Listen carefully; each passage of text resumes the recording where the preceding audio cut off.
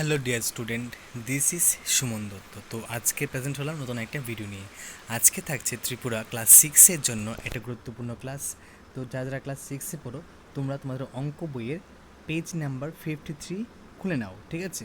53 থেকে 1 নাম্বার আছে, ওইটা আমি এখন করাবো না, আমি এখন 2 নাম্বার করাবো, ঠিক আছে? 2 নাম্বার এবং 3 নাম্বার করে দিব। তো এখন 2 নাম্বারটা করাচ্ছি। তো 2 নাম্বার দেখো কী লেখা আছে। প্রশ্ন হলো যে প্রতিটি কোণের আকার অনুমান করো এবং তারপর একটি চাঁদার সাহায্যে পরিমাপ করো, ঠিক আছে? নিচে দেওয়া কোণগুলি সূক্ষ্ম, সরল, স্থূল এবং প্রবৃত্তি কোণ হিসেবে শ্রেণীবদ্ধ। তো তোমাদের কী করতে হবে, তোমাদের এই কোণগুলা মাপতে হবে। কিন্তু একটা জিনিস মনে রাখবে যে এই কোণগুলা কিন্তু অ্যাকচুয়াল সাইজে নেই, হয় কিছুটা বেশি আছে, নয় কিছুটা কম আছে। তো কি করবে, উত্তরটা কি করে লিখবে এখন আমি তোমাদেরকে দেখিয়ে দিচ্ছি। দেখো উত্তর কীভাবে লিখবে। প্রথমে একটা ঘর বানাবে, ঘরের নাম লিখবে কি, অনুমিত কোণ, মানে যা আমরা এখানে পেয়েছি, ঠিক আছে? আর আসল কোণ কি হবে এটা লিখবো, আর কোণের প্রকারভেদ মানে কোণের নাম লিখবো।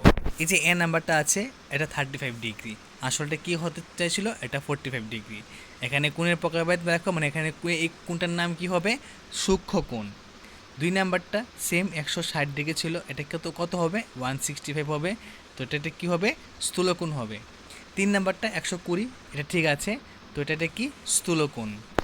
তারপর এখানে 4 নাম্বারটা কি আছে, 25 ডিগ্রি, এটা কি হতে চেয়েছিল, এটা হয়েছিল 32 ডিগ্রি, তখন কী হবে, সূক্ষ্মকোণ হবে।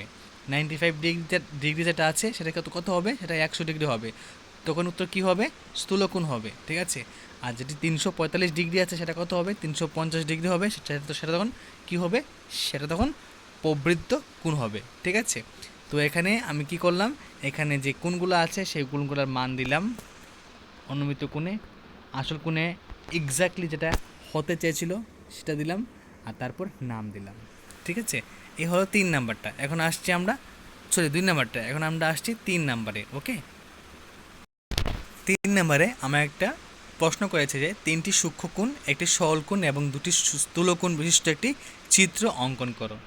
দেখে নাও কী বলেছে, 3টি সূক্ষ্মকোণ, একটি সরল কোণ এবং 2টি স্থূলকোণ বিশিষ্ট একটি চিত্র অঙ্কন করো।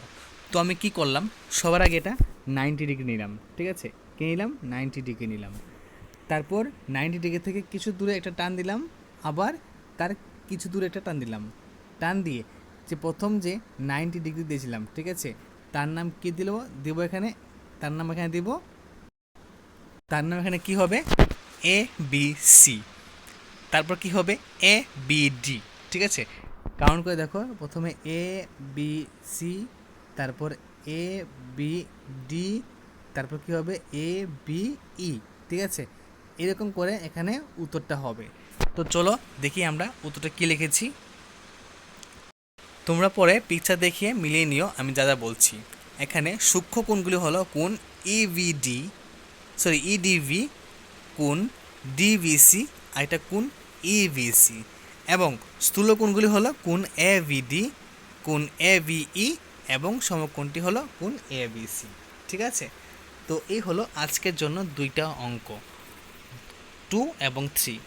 আশা করি ভিডিওটা তোমাদের কাছে ভালো লাগে থাকবে। যদি ভিডিও ভালো লাগে থাকে অবশ্যই চ্যানেলটা সাবস্ক্রাইব করে রাখবে এবং নোটিফিকেশনে অল প্রেস করে রাখবে, তাহলে যখন আমি কোনো ভিডিও আপলোড করবো তুমি খুব ইজিলি পেয়ে যাবে, এবং বেশি বেশি করে শেয়ার করবে।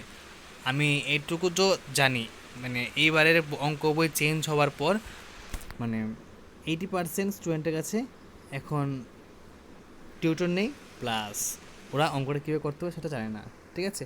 তো ডোন্ট ওয়ারি, আমি তোমাদেরকে হেল্প করবো আর সবসময় করে যাব, আর তোমরা শুধু তোমাদের সাপোর্ট দিয়ে যাও। ওকে, ধন্যবাদ সবাইকে।